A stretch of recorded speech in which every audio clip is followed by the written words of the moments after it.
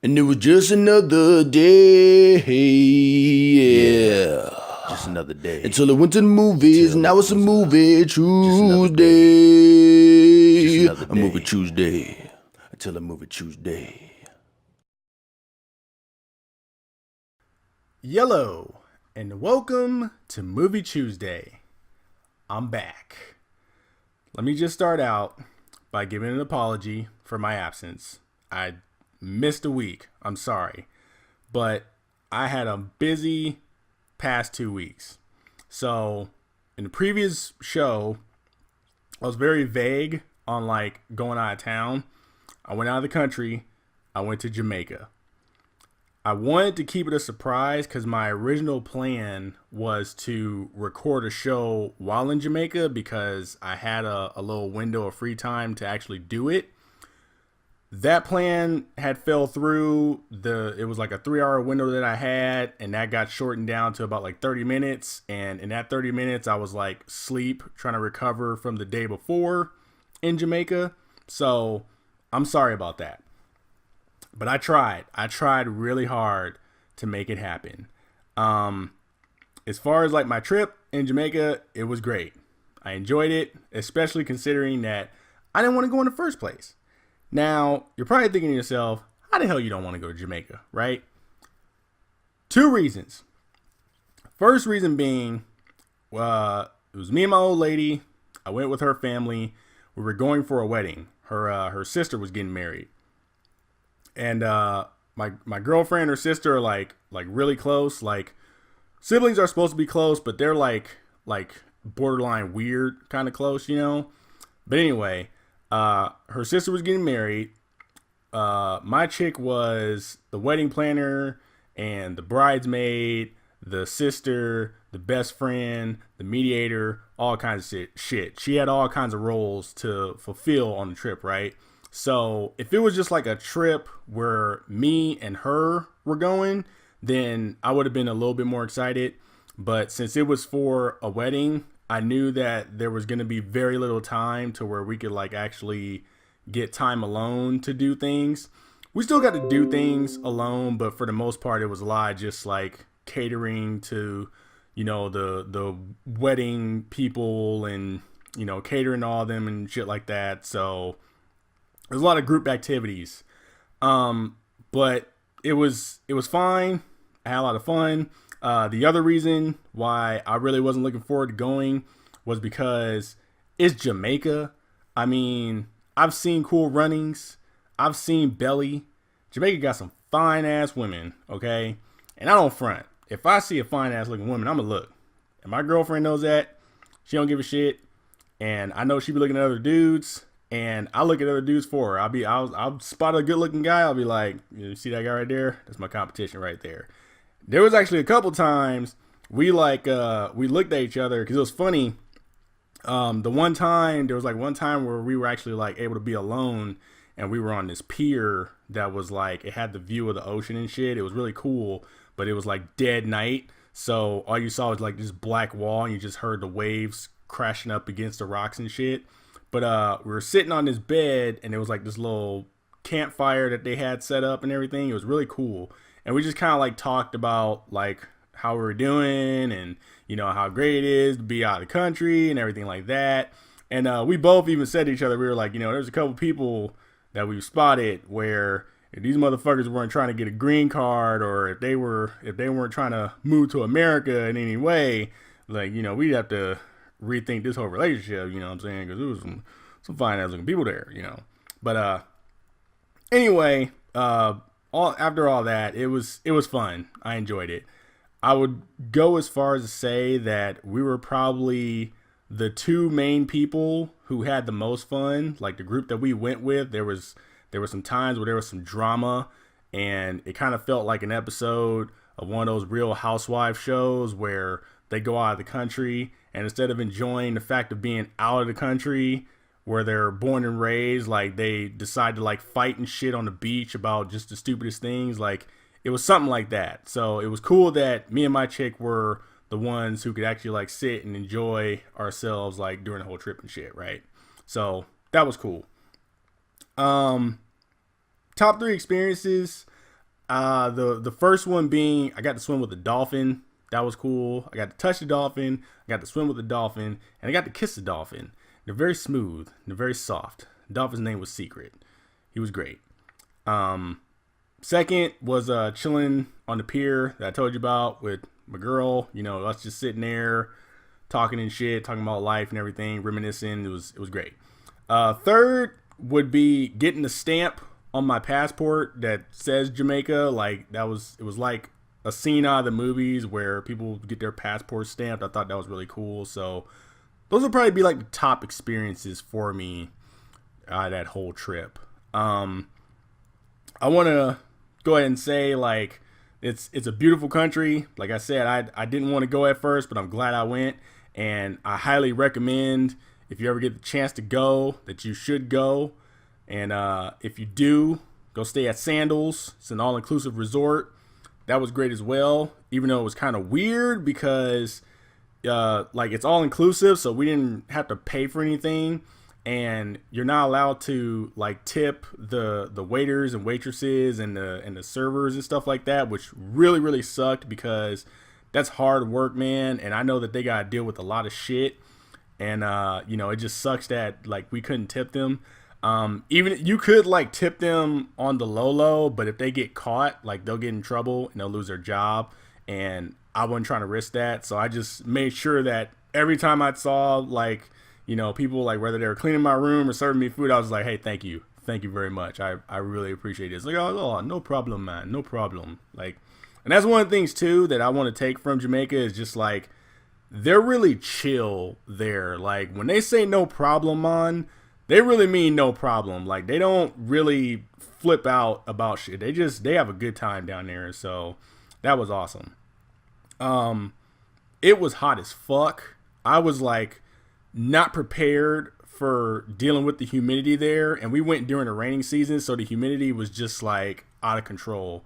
There were times where I was trying to like take notes for like the show and everything. And it literally felt like I dropped my notebook in a pool and was like trying to like separate the pages and shit. Like that's how fucking moist it was, like the air at the time. Like it was crazy. I couldn't even draw. And that was one of the things that I wanted to do for sure was I wanted to like sit on the beach and actually like draw. And I couldn't even do that because like the paper was just like it was all out of whack, and I didn't really have enough time to do that either. But it was awesome. I really enjoyed it. I want to go ahead and give a couple of shout outs real quick before I end this segment to the employees over at the Sandals Resort and just in Jamaica, like outside the resort. Just want to give a shout out to my girl Jareen, my boy Patrick, aka Crazy Chef, my boy Javati, aka my Wisconsin brethren, who like there was this dude who worked there and he was actually from Wisconsin. He was from Madison, which is like maybe an hour or two from Milwaukee, give or take. So you know, shout out to him. Shout out to Kylene or Colleen. And shout out to Justin. Shout out to Marlon, my boy Marlon, who came back for me when I was at the dolphin place, like fucking with the dolphins and shit because it ran a little long. And Marlon was a shuttle driver, and like we got to the stop where he had to pick us up. Like right when we got there, he was already driving off, but like we like kind of waved our arms and stuff. It was like, help, don't leave me. And he stopped and backed up and he got us, and it was great. And shout out to Jason. Jason Icon Webley. Go look him up on Facebook. That dude was cool too. He gave us the low on Jamaica, you know, because there was times where we were walking around the resort, and you know, like you're talking to the locals and stuff like that, and the people that work there, and they're always like, yeah man, no problem man, you know. And it got to the point like where me and my chick were just kind of like, do they really talk like that, or are they just kind of like putting on for us like at the resort? So like there were people that we talked to outside the resort and people that we talked to on the resort that, you know, gave us a low, and they're just like, no man, that's how we really talk. Like we really talk like that. That's our language, you know. So I was like, all right, cool. It's like I just want to make sure, man. It's like, and I was just like, you know, are you offended if us Americans come around talking about yaman and stuff, and they're like, nah, dude, we want you to talk like that. There's actually times where they'll ask us stuff where, like, let's say if we were eating, they'll like come and be like, oh, you want a refill? And we'll be like, yeah. And they'll be like, wait, what? What'd you say? And they'll be like, oh, my bad. Yaman, So that was cool. Last but not least, shout out to Sandals Resort. Like I said, they were legit. I would be down to stay at another Sandals Resort, but so far the one in Jamaica is the best one. Doesn't really count since that's the only one I've been to, but shout out to you anyway. Last but not least, shout out to the whole entire country of Jamaica. I appreciate the hospitality. I enjoyed myself, and I would gladly go back there to visit. So, with that out the way, sorry for that whole little rant there, but I figured you guys need to know why I was absent. I got back from Jamaica a couple days before my birthday. And for my birthday, my old lady took me to go see Kingsman and Leon. So you can imagine how worn out I was from just like those past couple weeks. Like, you go out of the country, you get back into the country, and then you got to go straight to a freaking concert and everything. And it was just, it was a lot, I appreciate it. I'm blessed. I thank you all. So, look, once again, I want to apologize and thank you for your patience. Without further ado, let us get to the news. And there is a lot due to my absence. So we're going to go big, real big. Ladies and gentlemen, a crisis has been averted. We almost experienced another writer's strike. I thought that I waited at the last minute to do shit, but apparently Hollywood does the same thing. Because these motherfuckers waited till the 0 hour to try and work out some kind of deal to keep this strike from happening. Clearly, lessons were not learned from shit that is still wrong with TV and movies today.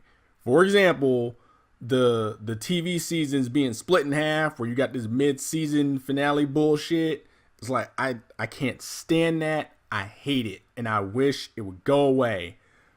Oh my gosh.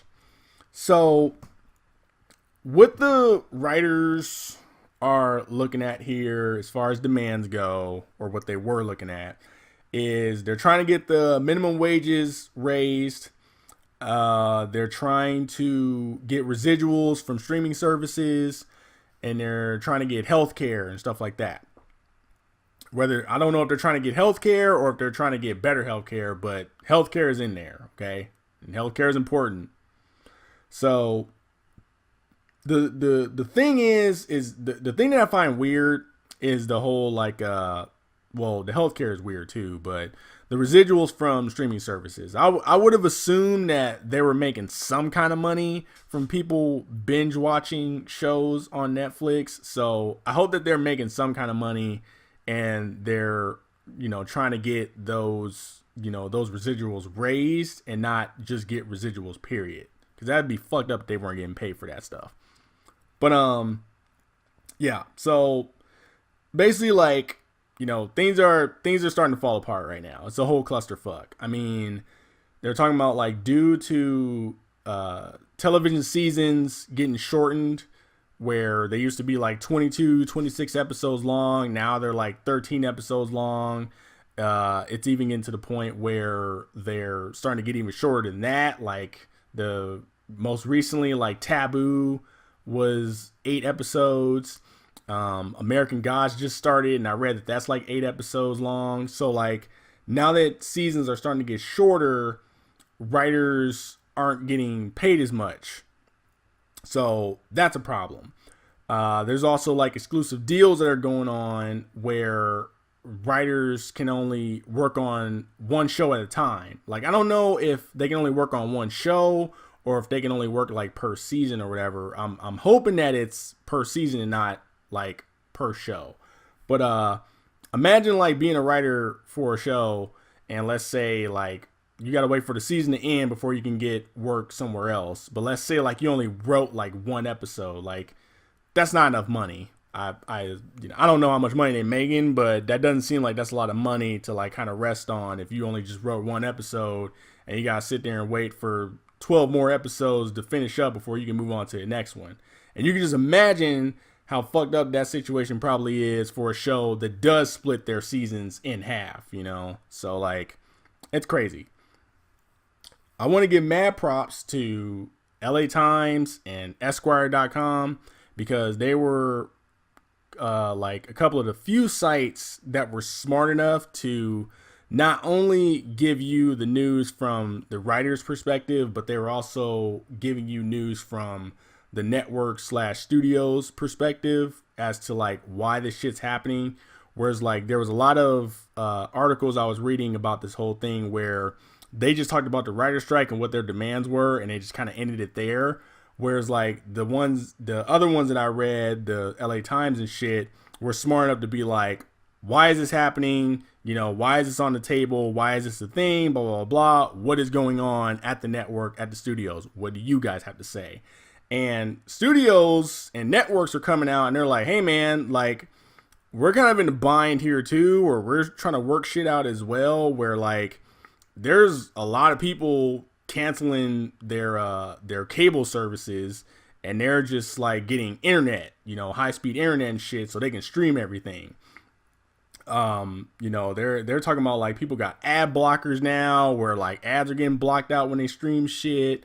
The DVD sales are down, movie ticket sales are down. Like we're like losing money to the point where we can't afford to like pay people what they feel they should be paid, you know? So we're running into all these kind of problems. Here's the thing, because the strike almost happened, that they got everything worked out at the 0 hour.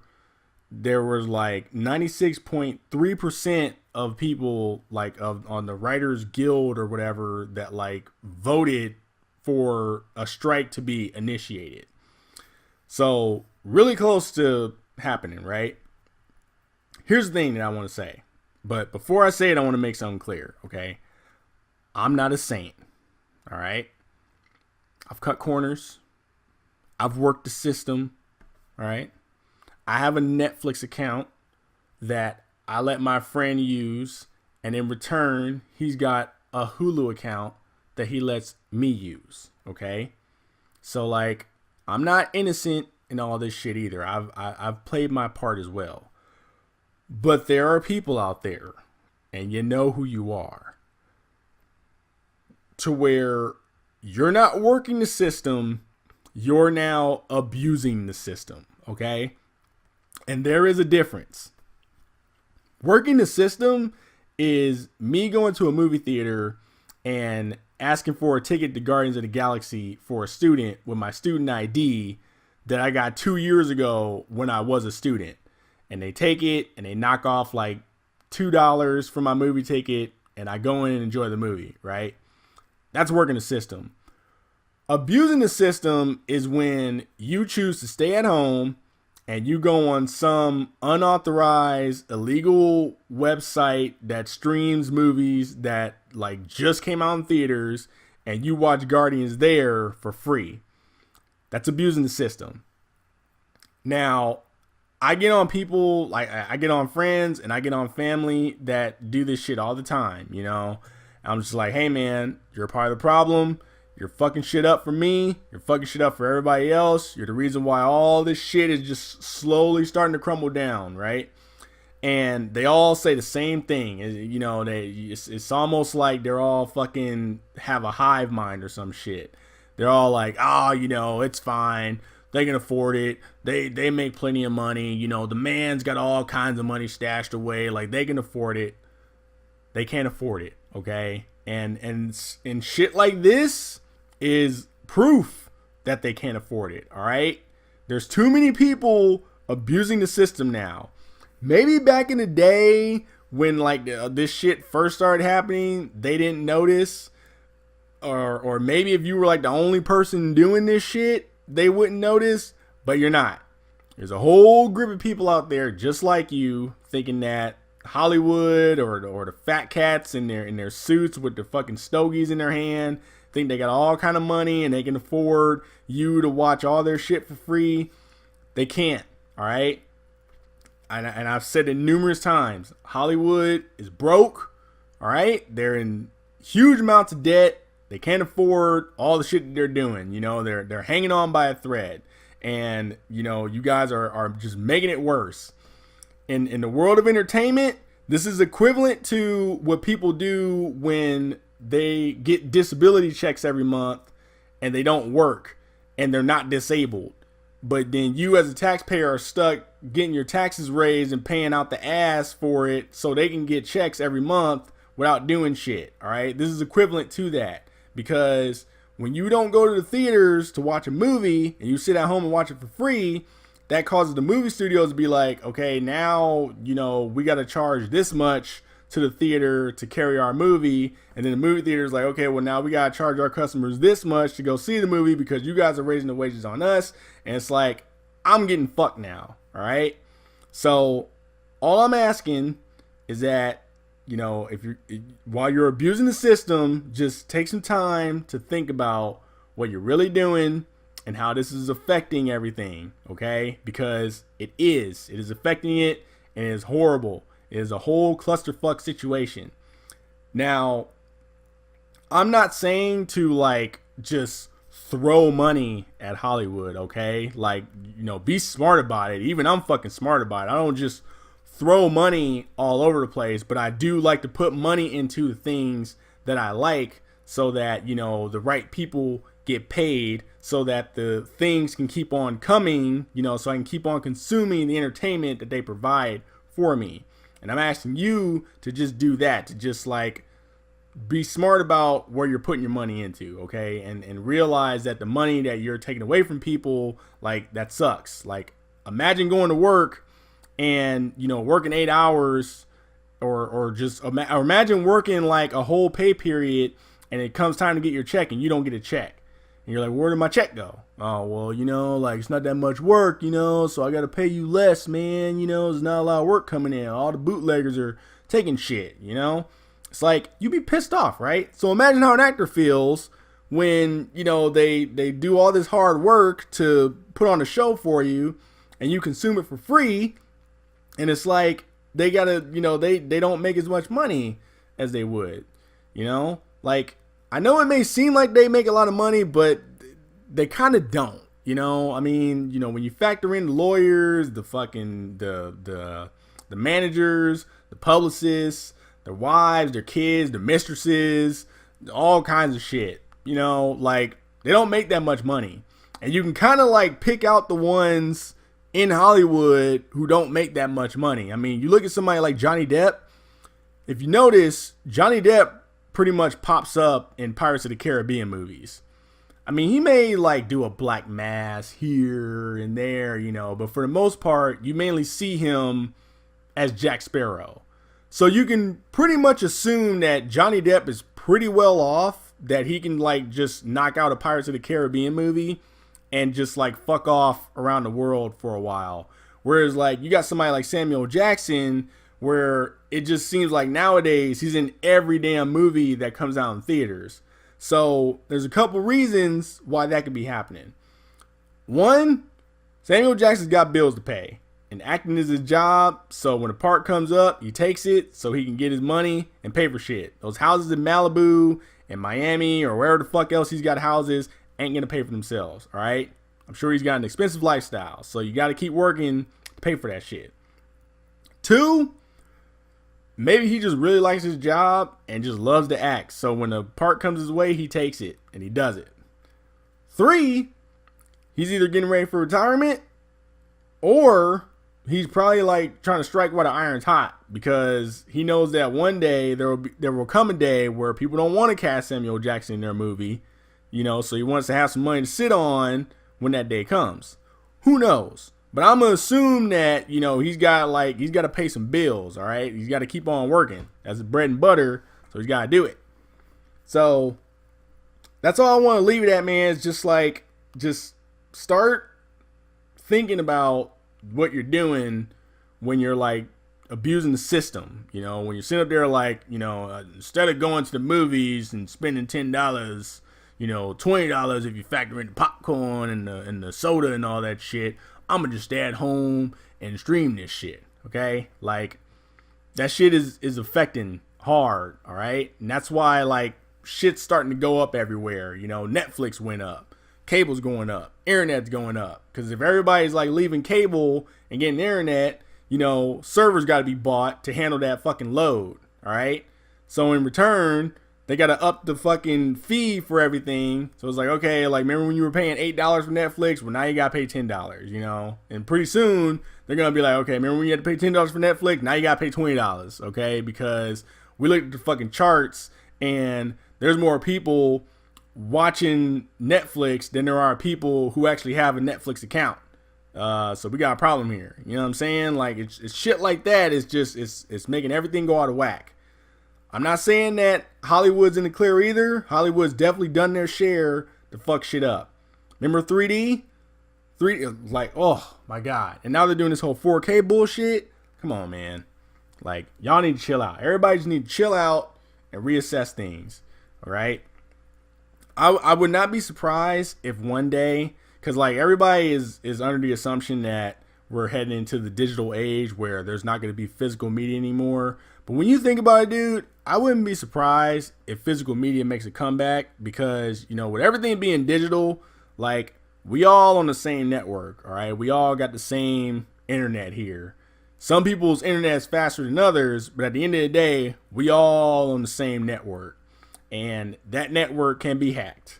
And if everything goes digital and everybody just runs around hacking everything, I wouldn't be surprised if like one day they're just like, you know what? We're just gonna go back to fucking DVDs now, okay? Because y'all motherfuckers seem to be just snatching up all kinds of shit from the cloud and servers and all this shit. So we're gonna just fucking Guardians of the Galaxy Volume 2 is coming out on DVD first again. Like rejoice, all right? So that's all I'm saying, man. I just want to leave it at that and just say from now on, guys and gals, let's all just think about what we're doing when we're abusing the system and how it's really affecting the overall picture, okay? We're all eventually going to get fucked if things keep going the way they're going. So just remember that. Moving on. All right. There's something I want to address from the last show, because I'm pretty sure the last show I talked about the trailer for The Last Jedi. And I was saying how, like, I was kind of, like, iffy on it, where it looks like Empire and yada, yada, yada, and all that stuff. So, some recent news has happened. I was listening to a podcast. I think it was a Game Informer podcast, actually. And they were talking about the Last Jedi trailer. So, apparently, there was a private screening of like a rough cut for the movie where I think like the executives or some press people or whatever, like they had like some kind of private screening with a rough cut of the movie. And they had interviewed Daisy Ridley about it, and she was saying how she didn't see the rough cut, but she did like kind of talk to people that did see it.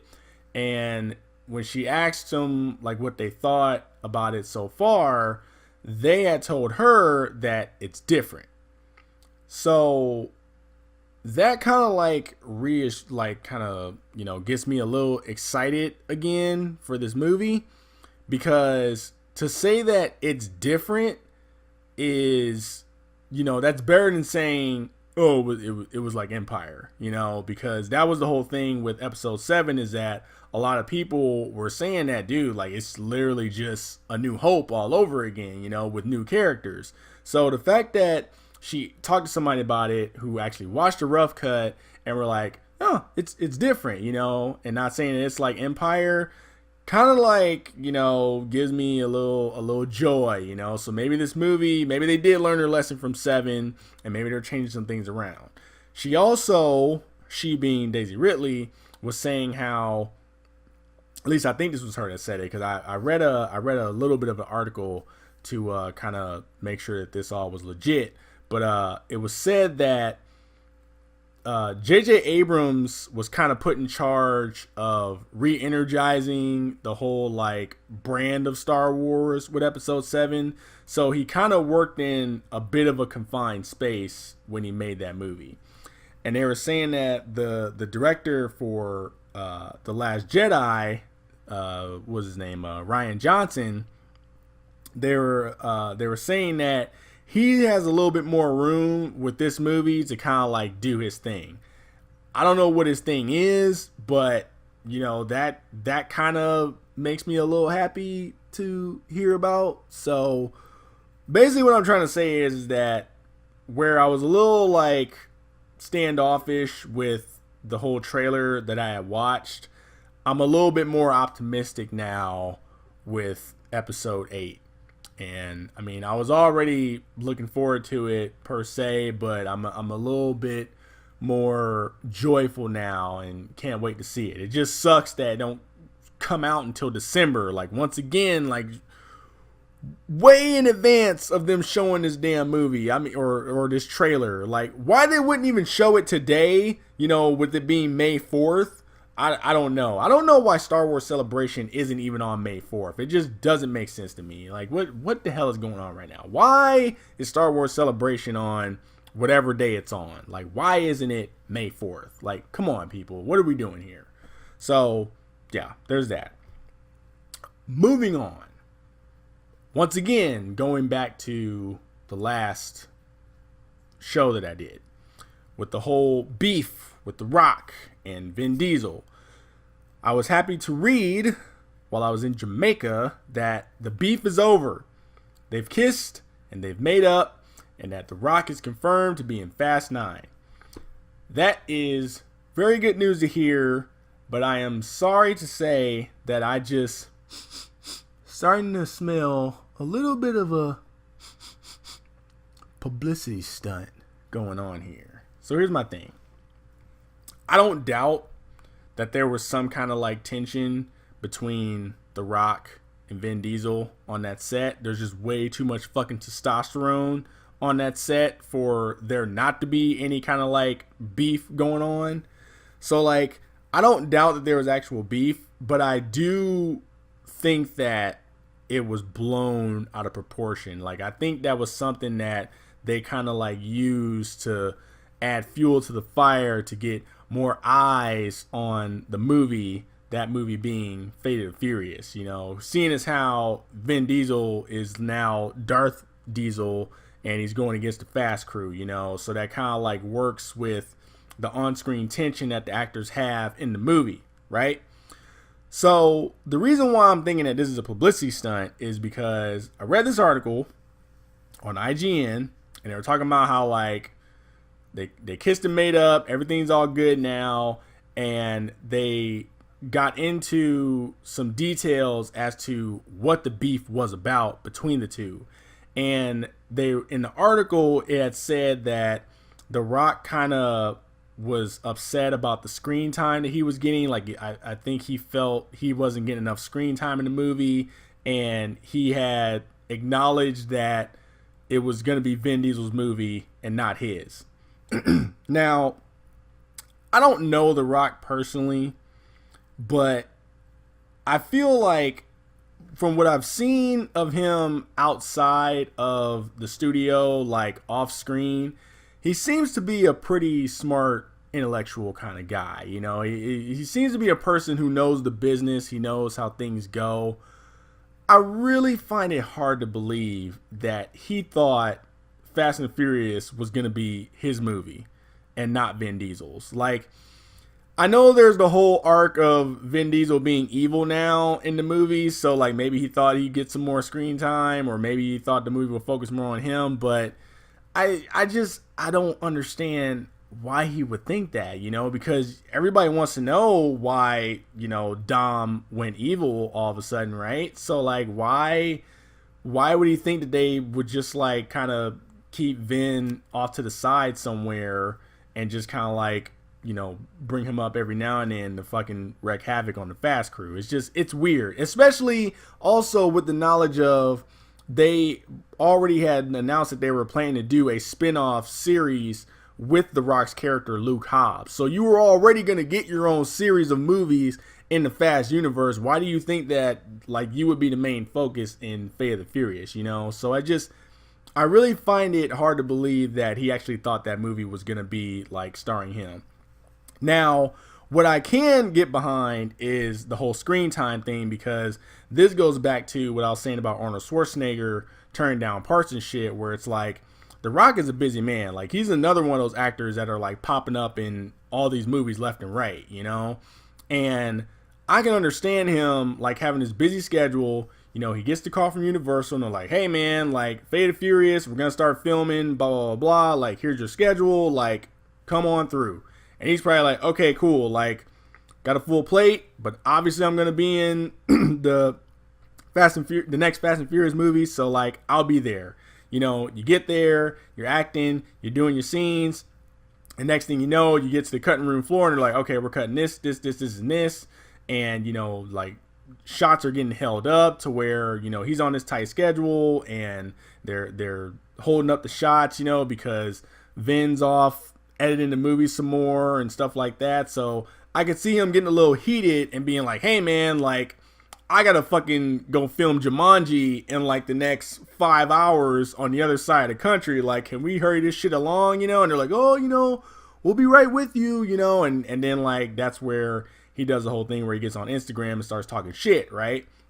So like, I could see that happening, but without knowing for sure, like, I don't want to flat out be like, that was the problem, you know, seeing as how I'm just an outsider. But I just feel like the whole thing, the whole feud with him thinking that Fate of the Furious was going to be his movie, it's weird. And then you have the whole thing with Charlize Theron going around talking about how, like, kissing Vin Diesel is like kissing a dead fish. And, you know, her kind of like taking shots at him.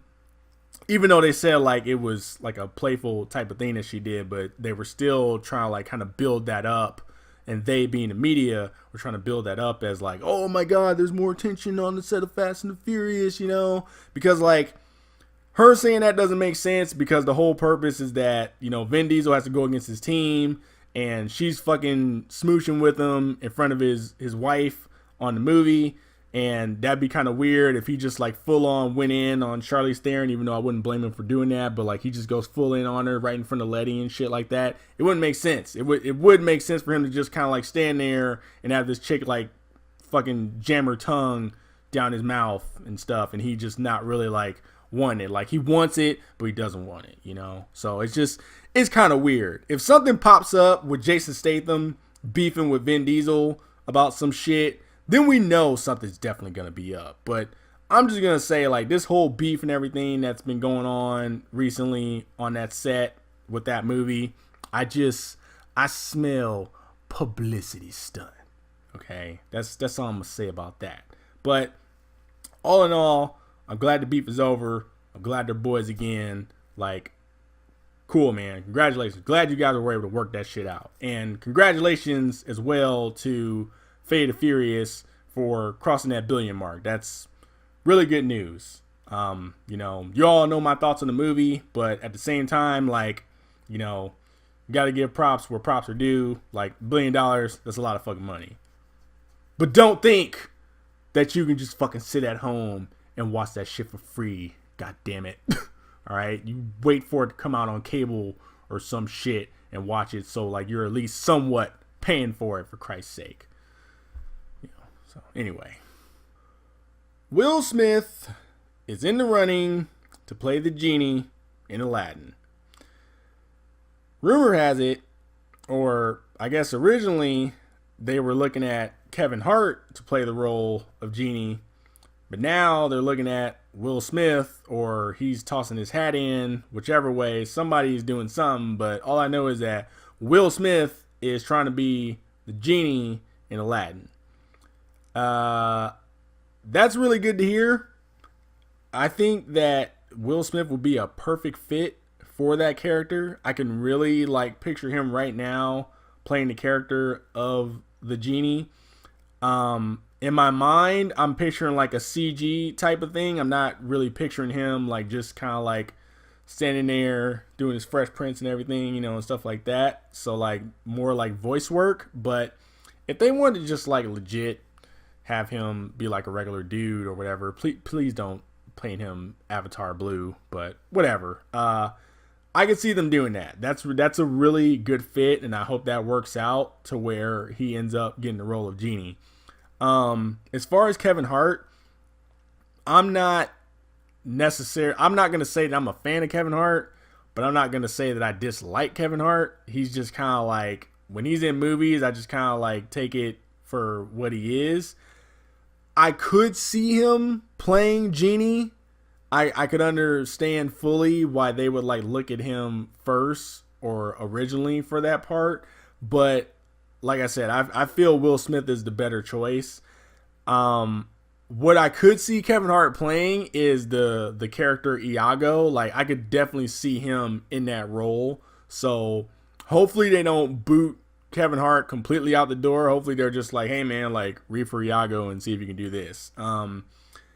If they were to reverse it and make Kevin Hart Genie and Will Smith Iago, like I don't see Will Smith playing that part. But as a Genie, yes. Kevin Hart as Iago, like, let's do that.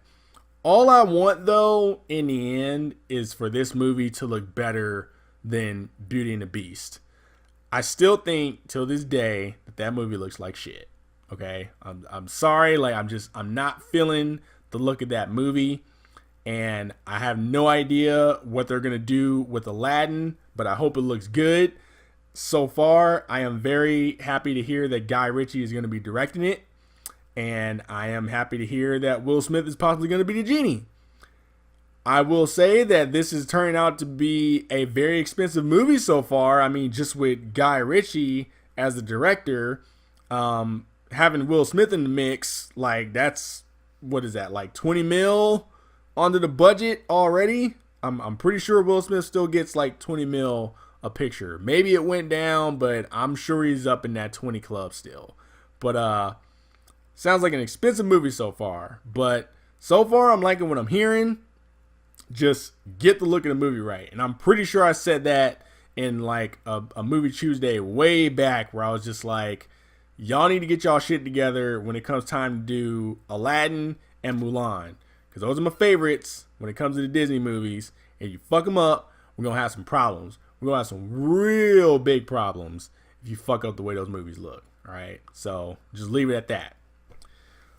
Last but not least, with the news segment, good old Transformers news. So, I can hear all the collective groans right now, but I got some juicy news for Transformers The Last Night.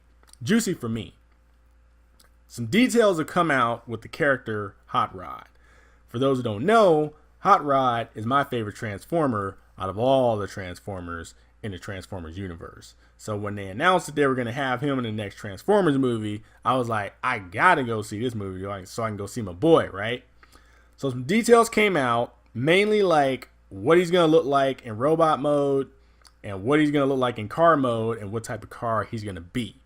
So the car that he's going to be is a 1963 Citroen. I'm going to say Citroen DS. It's a very ugly car, and it wasn't what I was imagining for the character Hot Rod.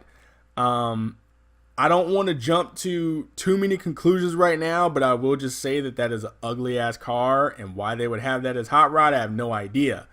I am hoping that eventually he pulls a Bumblebee and upgrades to a better looking car. I'm hoping, but if not, oh well, like that sucks. I'm still going to go see the movie. I'm still going to go see my boy, because it's nothing new if they fuck up this Transformer, okay? Because the last movie, they fucked up a Transformer that I liked. His name was Galvatron. And Galvatron in Transformers is he's like Megatron, where he turns into a cannon, but he also turns into a jet. So that's how he was in the original Transformers movie. And then in Transformers 4, they just made him a semi truck. And I was just like, you know what? All right, man, whatever. Like, You know, sucks that you had to do that to the character, but I'm just glad to see Galvatron on the screen for a live action Transformers movie. And I'm gonna feel the same way with Hot Rod. Like, even though he might not be anything like his character from the original content, I'm still gonna be happy to see the character on the big screen come to life. So there's that. Like I said, hopefully he gets an upgrade, because like when they first announced that Hot Rod was going to be in the movie, I was expecting like, you know, maybe a Ferrari, you know, maybe a Lamborghini, a hypercar. Shit, you could have just made him a fucking Hot Rod. You know, the ones where they don't have like the hood and shit, they got the engine all hanging out and everything. I would have assumed they would have did some shit like that, you know. I was thinking like maybe like the same way they did with Sideswipe, where they used the concept Corvette at the time. I figured they would have did the same thing with Hot Rod, where they would have just been like, oh, you know, here's a fucking Lamborghini concept design that's not even out yet, but this is gonna be Hot Rod because he's Hot Rod, you know. But I didn't get that. But there's still hope. I'm still holding out hope that they could do something like that. So there's that. As far as the robot mode, I mean, he looks like any of the other Transformers in robot mode. He looks like metal that's been imploded. He looks ugly. He looks stupid as fuck. Like, there's nothing I can do about that. I don't know what they're doing with the designs with these Transformers. It seems like with every movie they come out with, it becomes harder and harder to tell what kind of car they are, unless it's Bumblebee. I feel like Bumblebee's the only Transformer that like you can tell exactly what he is. And I don't know if it's because I know that he's a Camaro now, or if it's just that I can see shreds of a Camaro on his body. But I feel like that's the key design flaw that they keep making with these Transformers characters, is that you can't tell what kind of vehicle or object they are when they're in robot mode. And that's a problem, okay? Because that was one of the things from the original Transformers properties, was that when they're in robot mode, you could tell that like what kind of car they are, at least have some idea of what they are. Like Jazz, you knew that Jazz was a Porsche, like from the fucking big ass Porsche on his chest there, you know. You knew Optimus was a fucking, not a Peterbilt, but he was a semi truck, you know, the way his body was. Just I don't know why they're like the designers or the concept artists are losing that whole thing with these Transformers with every movie that they do. It's like what is going on, people? So it's like, just get your shit together, Christ's sake. God. So anyway, that's the news. Let's get on to some trailers finally. Whew. We're going big this week. So I watched the trailer for Cars 3. Now, I'm trying to remember if I talked about this trailer before.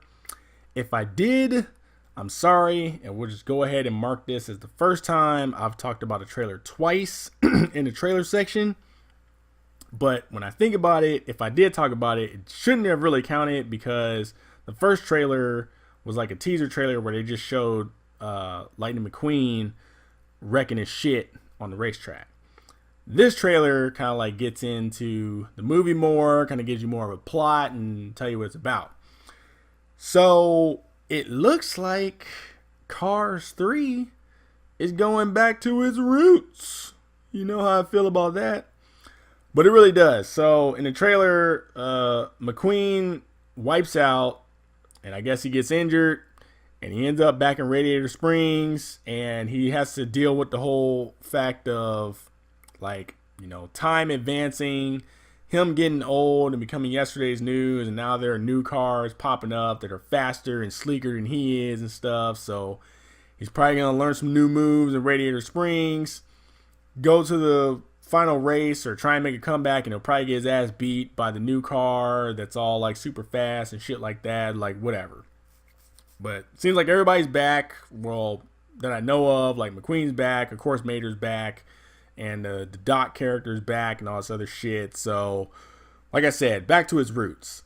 I will say I do look forward to going to see this movie. I really like the first Cars.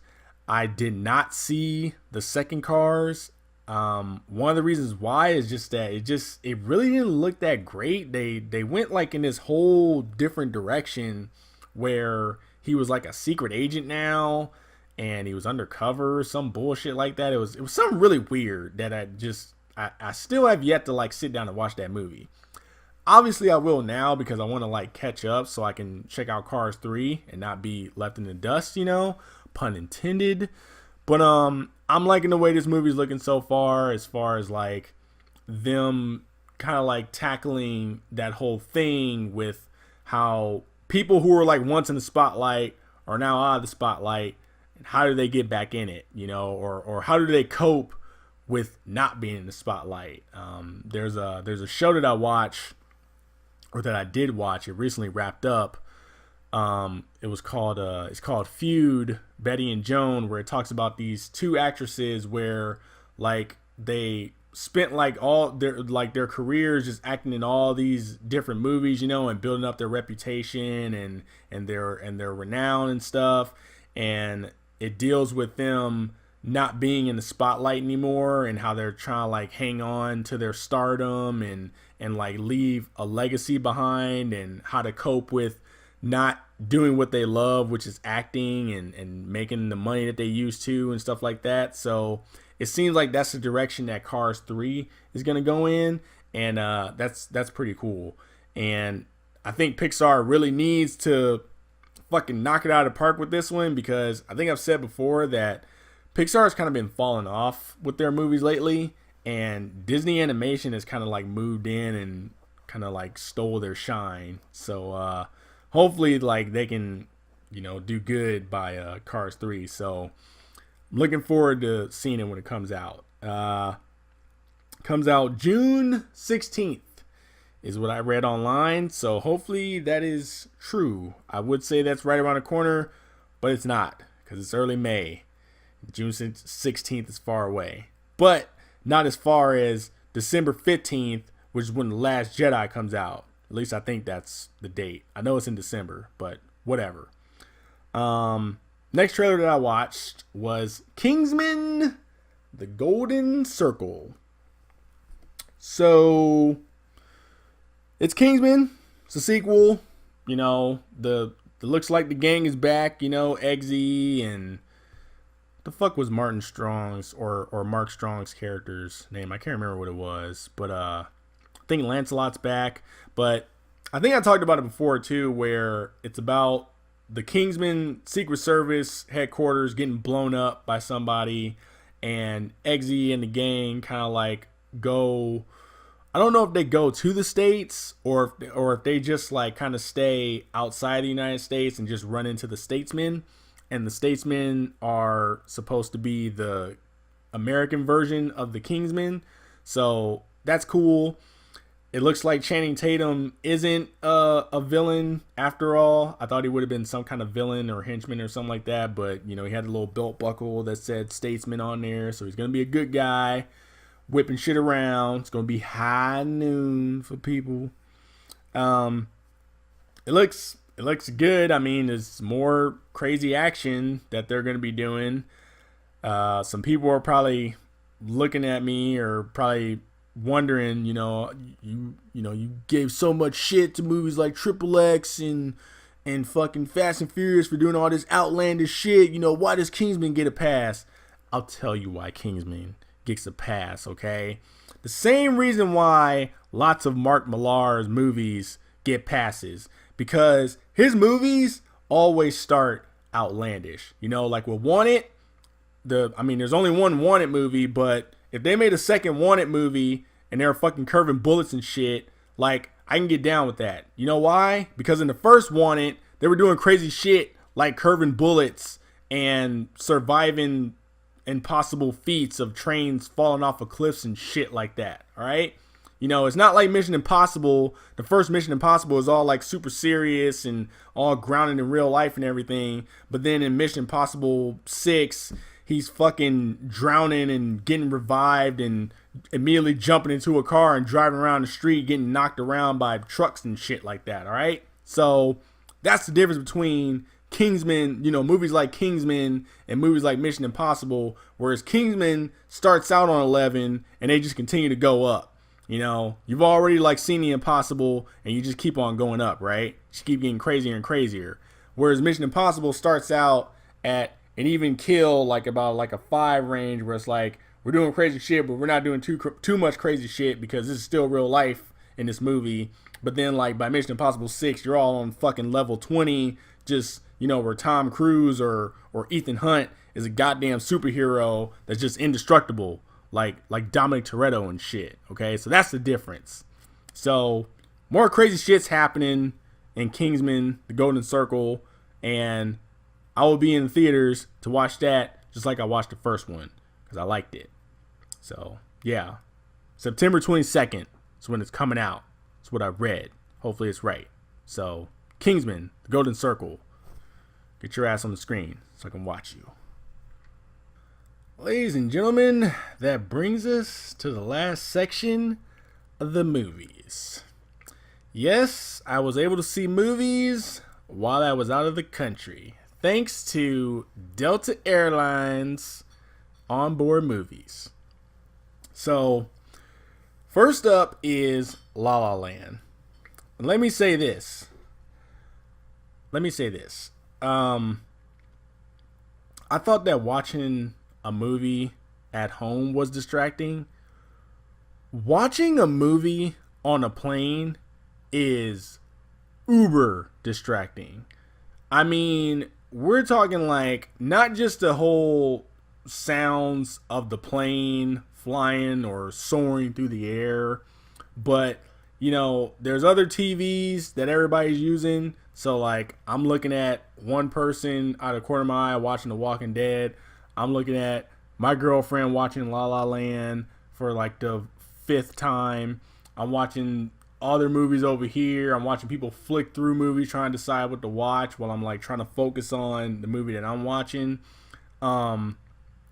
Every 20 minutes the movie kept getting paused because they had to make announcements. So it's like I'm sitting there watching the movie and it's like City of Stars, like boom. Ladies and gentlemen, I just want to thank you for flying Delta Airlines, and I just want to say we're about 30,000 feet up in the air, and it's just like every 20 minutes it's like they kept pausing the fucking we got some peanuts, we got Cokes, if you guys want that, the seatbelt sign's been turned off, the seatbelt sign's been turned on, I would like everybody put your tray tape. Like, it was very distracting. So like I need you to vibe with me when I talk about these movies that I watched on the airplane, okay? So, because like if I missed something, it probably had to do with the fact that there was shit going on all around me that I was focusing on, because I got that radius, like that 180-degree radius where I can see all this shit, and then like I'm already like paranoid and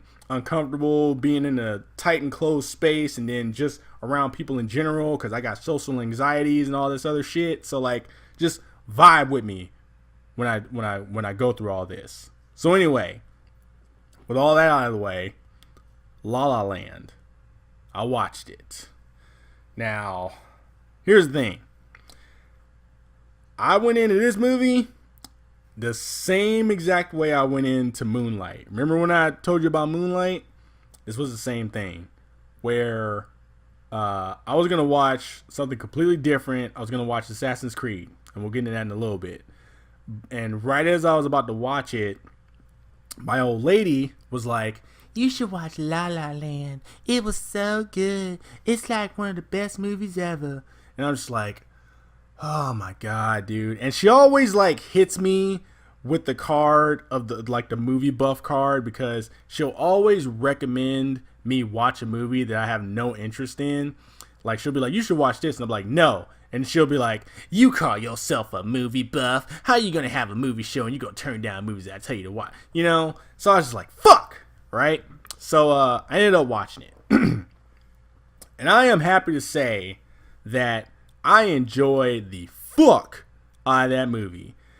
This is one of those movies, like, I remember, because the difference between this movie and Moonlight is I actually heard about La La Land. Like, this wasn't just some random movie that someone told me about. I saw previews for La La Land. I saw advertisements for it. I saw movie posters. Like, it was everywhere. And I remember when the movie came out, everyone who saw it would lose their shit when it would be mentioned. Like, this was one of those movies where people would be like, did you see La La Land? They'd be like, oh my God, it was amazing. It was like the best movie ever. Like, oh, that soundtrack, it was glorious. It was just the greatest thing ever. Like, you know, and my chick was no different. She was the same way. So naturally, like, all this shit's hitting me, and I'm just like, dude, seriously, like, it can't be that good. You know, really, like, come on now. I'm not gonna get all crazy like that, but I will say that like, I really enjoyed the story that the movie told. Like, that was what, like, really hit me, and I feel like that's what other people were kind of like talking about too. When they talk about how great the movie is, like, the story was like legit. Like, they pulled no punches with it whatsoever. So the movie is about these two people where one is trying to be an actress played by Emma Stone, and the other is trying to be he's trying to own a jazz club, you know, played by Ryan Gosling, right? And it just deals with these two trying to, like, follow their dreams and find success in doing the things that they love and how they approach it, right? As well as how they, like, deal with each other, because, you know, they end up having a relationship. So the movie hits, like, all these story beats of ambition and what it takes to achieve your dreams and the sacrifices that you have to make. It deals with things like getting sidetracked, you know, like when you have a dream of wanting to do something, like, so let's say you got a dream of wanting to make t-shirts, and you know, it costs money to make t-shirts, so you got to get a job to afford to make the t-shirts, right? So let's say, like, you get a job and you get so entranced with the job because maybe the job pays well enough to where, you know, you can, like, afford to, you know, you can afford to live, you can afford to take your girl out to eat dinner and shit like that. But, you know, you get so entranced with the job that you kind of get sidetracked and you forget all about the whole dream of fucking selling t-shirts, right? Like, it deals with that type of shit.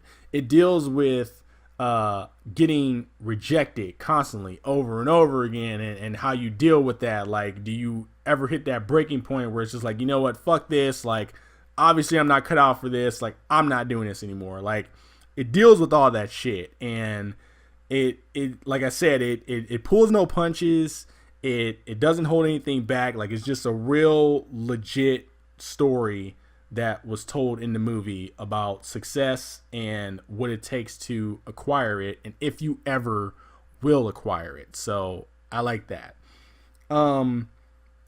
The music in the movie, like, I'm not gonna lie, it did have a good soundtrack. I did like the musical numbers in the movie, to the point where I'm down to even get the soundtrack one of these days. Music was that good, even though it was kind of hard to hear sometimes being on the plane, but I heard enough of the rhythm and tempo and the chorus and all that. So, like, I really liked the music in it. The acting was done really well. I can't remember if Emma Stone got Best Actress award at the Academy Awards or not, but I hope she did, because she really did knock it out of the park in this movie. Like, I like Emma Stone, but I also feel like she's one of those actors where they kind of just play the same role in different movies. And this is, like, one of the first times I can, like, really remember her, like she plays Emma Stone, but then she also, like, actually shows her range as an actress, where she, like, goes through all these different types of emotions, like, on the spot, you know? So I was, like, really impressed with that. Not to mention the dance choreography that they do. Like, I don't know if Emma Stone and Ryan Gosling have any background with dancing or playing the piano and stuff, but I was really impressed with what I saw. I was very impressed with Ryan Gosling when it came to dancing as well, because his character in the movie is very, like, kind of like, he's kind of a free spirit. He's very nonchalant, and he really like brought that across when it came time to do the dance routines as well. Like the way he was performing his moves, it was like he still kind of did it where he was like a little lackadaisy, where not that he was being lazy doing the moves, but it just like he kind of like expressed his character's personality through his dance, which I was really impressed with. Like I was really taken aback by that. So that's one of the standout things that happened in that movie. So really down with that. But overall, like as far as like gripes go, like I don't really have any gripes. If there was anything that I had to like nitpick, it's just that the movie is a musical, and they have their musical numbers, they have their dance routines that I just talked about. There is a part in the movie, a section, I want to say it's like the middle of the movie, but it might be that spot like right in between the end of the middle section of the movie and the beginning of the third act of the movie. There's like this spot where there is no dancing, there is no singing. The movie just like straight up goes into dramatic territory to the point where it gets so deep that I literally like just sat there and I was just like, when the fuck are they gonna dance again? You know, I was like, this shit's getting serious, you know, like it got like that, and it made me think where I was like, you know, if they would have just like legit cut out the dancing and the singing, I don't know if this movie would have been received as well, because like I said, the movie doesn't pull any punches. It gets dark. It's actually surprisingly funny as well. There's like a lot of like humorous parts in the movie, like a lot of good comedy bits. But like I said, with the story, like it's kind of dark and how it's executed. So like when there's no singing and there's no dancing, the movie kind of like starts to take a little dip as far as like my holding my attention span, to where I'm just kind of like, you know. So I feel like they put the dancing and song routines in there to kind of like keep you on your toes and keep you a little bubbly and stuff like that. So if there's any gripes, it would be that section where there was no dancing and there was no singing. But all in all, dude, I definitely recommend watching La La Land. This is one of those movies where I wish I would have saw it in theaters. I definitely want to go and buy it when it comes out on video, and I think it's coming out on video pretty soon actually, but I definitely got to add this movie to my collection, because I highly approve of this movie. And if you haven't seen it, I'd say check it out and get back to me and tell me what you think. So that's my 2 cents on La La Land. So yeah. Last but not least, Assassin's Creed. That's right, I was able to watch it. Flying to Jamaica, I got to watch La La Land, and then flying back to Arizona, I watched Assassin's Creed. Why I was like so like eager to watch this movie, I have no idea. I'm not really an Assassin's Creed I'm not really an Assassin's Creed fan. I've only played one game and I didn't even beat it. I played enough of it to like notice that this movie was pretty much the same kind of like story beats from the game, which brings me to one of the major problems that I have with the movie, where it's like, if you're going to tell a similar story from the game, why wouldn't you just redo the game onto the movie screen? And it's something that I really would like to have answered, and that I have not gotten a legit answer to it yet. I don't understand why, when you like take a book and transfer it onto the movie screen, for the most part, they take like page for page from the book and put it on the screen. They may change around a couple things here and there, but for the most part, looking at the movie on the screen is pretty much what you would read in the book. For example, The Hunger Games. In The Hunger Games, you know, in the book, Katniss Everdeen is the main protagonist of the book, right? So when they make the Hunger Games movie, it's like page for page, they like put the book into the movie, and Katniss Everdeen is the main character. In Assassin's Creed, the movie, they pretty much kind of do the same story from the first game, but they change around some characters in the movie.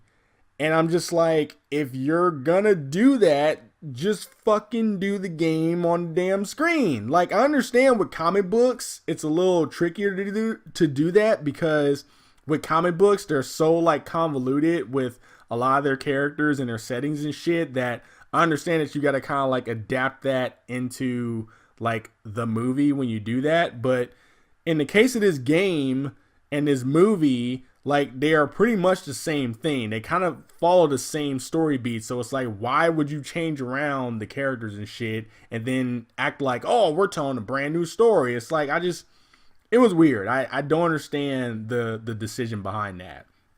The other problem that I had with the movie was just that I didn't understand the stakes of the movie. Like they explain to you the motivations for the characters, but they don't really fully explain like how they plan to execute their motivations. For example, Michael Fassbender's character is on death row and gets a lethal injection and he dies. He wakes up in the facility run by Marion Cotillard, whose name I still can't pronounce for some reason, but he wakes up in her facility and she explains to him like, hey, like, you know, your DNA is an exact match of one of your ancestors from the old times, and your ancestor had like direct contact with this artifact that I need. So I have a machine that I can hook you up to, and you can relive your ancestors' memories or their life through their eyes. And I need you to locate this artifact that they came into contact with. And if you do that for me, I will give you your life back. You can't get your old life back because in your old life you were a convicted felon and you're dead, but we'll give you a new life. And they kind of like just leave it at that. They don't really explain like how exactly they would give him his life back. Like, it's one of those things where it's just like, okay, like if you were a convict and on death row and, you know, they got your face in the papers and shit, like, how are you going to give him a new life? Like, somebody's going to notice him. What are you going to do? You're going to give him plastic surgery? You're going to, you know, just changing his name and social security number is not enough. Like, you got to do more than that, you know, but they never really get into that. And then with the artifact that they want him to get, they explain what it is and what it does, but they don't really explain how it works or how they plan to use it exactly. It's just more of like, I need this so I can do this. And it's like, they never really get into, well, this is how I plan to do this. This is how it works, blah, blah, blah. They just kind of like throw shit at you and expect you to understand like, oh yeah, okay, yeah, cool. Like, I understand. Yeah, the DNA of free will. I got that. Like, what the fuck, you know? So I thought it was kind of weird. Like, the movie kind of like withheld information. It didn't like fully explain what the hell was going on. And I wouldn't be surprised if like the filmmakers or the writers or whatever exactly knew what they were trying to do as well. Like, and this is one of those situations where I'm like, just take the fucking story from the game and just do the damn game onto the movie screen. Like, I don't understand why you just can't do that. But other than that, like, I don't recommend watching the movie. It was boring. I thought the movie was very boring. Like, it was one of those things where I just sat there and there was like some cool stuff that happened, but for the most part, like, I just kind of sat there and just watched the movie go through its paces, and that was it. I don't necessarily want to say the movie was bad. I just want to say it was boring, and I wouldn't recommend watching it at all. Like, even if it came on cable, even if you saw it on Netflix, I'd just be like, just don't waste your time. I don't think it's worth watching. Things that I liked about it, I like the look of the movie. For those who don't know, Assassin's Creed is about two factions that have been going at each other over the course of history for years into present times. And in the present times, people jump into this machine or get hooked up to this machine to where they can relive their ancestors' memories, like through their eyes, and they can like see them fight these, this other faction. One faction is the assassins, who fight for truth and justice and free will or some bullshit like that. And the other is the Knights of Templar, who are trying to control the world and all kind of other bullshit. And yeah, so like that's the story of Assassin's Creed. The location that the movie took place in the assassins portion of the movie looked really good. I like that location. It had a nice little gritty look to it. The fight scenes, like the choreography and stuff, was okay. It would jump between being okay to like it looks like they're still trying to like rehearse the moves that they're trying to do, mainly on Fassbender's part, where it was like there was times it looked like he knew what he was doing, where it looked like organic when he was pulling off moves, and there was other times where it looked like he was kind of like just still counting his steps or whatever, like a dance move or some shit.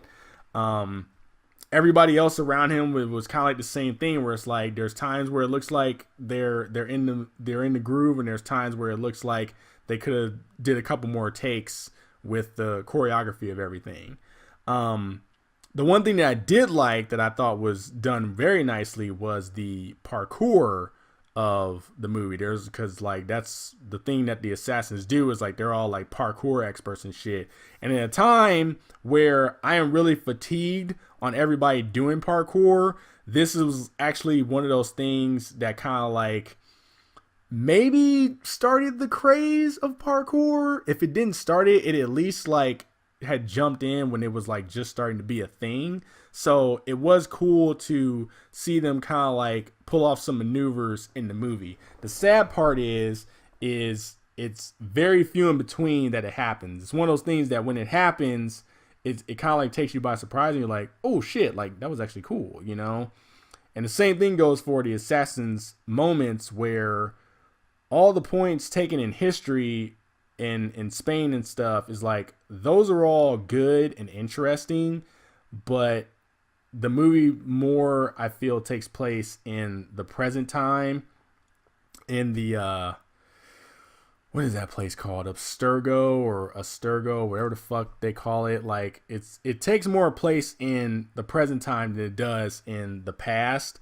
And the problem is that the present time is not that interesting. Like I said, like they try and explain things and they don't really explain it fully. They don't really go into much detail when they're explaining stuff. It's just a bunch of talking heads going back and forth. The acting from everyone is pretty standard as well. Like everybody's like very stoic and soft-spoken for the most part. There's, the only time you really see like any kind of emotion from people is when they're fighting. So there's that. Special effects were pretty good. I mean, I don't know why they made the machine like this whole like kind of big ass arm that grabs him and he kind of just goes through the paces in the past and stuff. In the game, they just lay on a bed or sit in a chair or some shit like the Matrix.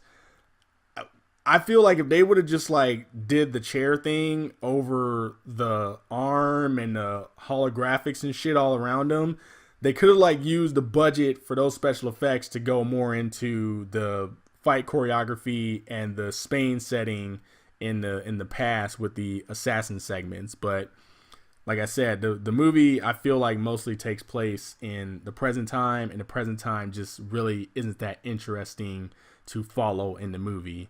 And it's like when they get to the assassins parts, it's like that's the more entertaining part of the movie. But it's like I said, it's so few and far between that it's just kind of a letdown when you kind of like figure out the balance of the movie. So all in all, man, like I said, it was a boring movie. It wasn't that great. I didn't really care for it. I don't recommend you watch it. So that's that. And that's all I got for you this time. So with that, I'm going to edit the video and hopefully get it posted. And until then, you all can check me out on Twitter at the Chewels, where I'll give you some info on what's going on, if the video is going to be late, or if I forget to post a video or some shit like that, that's where you'll see it. You can follow me on Instagram at ChewVision, and you can see the videos I made when I was in Jamaica, when I went paddleboarding looking for a nude beach.